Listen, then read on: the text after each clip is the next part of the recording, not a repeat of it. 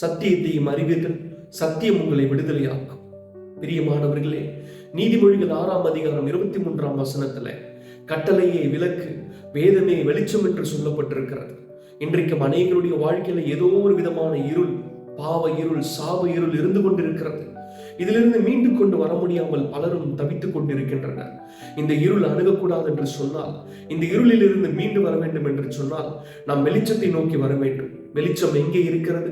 வேதம் தெளிவாக கற்பிக்கிறது, வேதமே வெளிச்சம் என்று சொல்லி.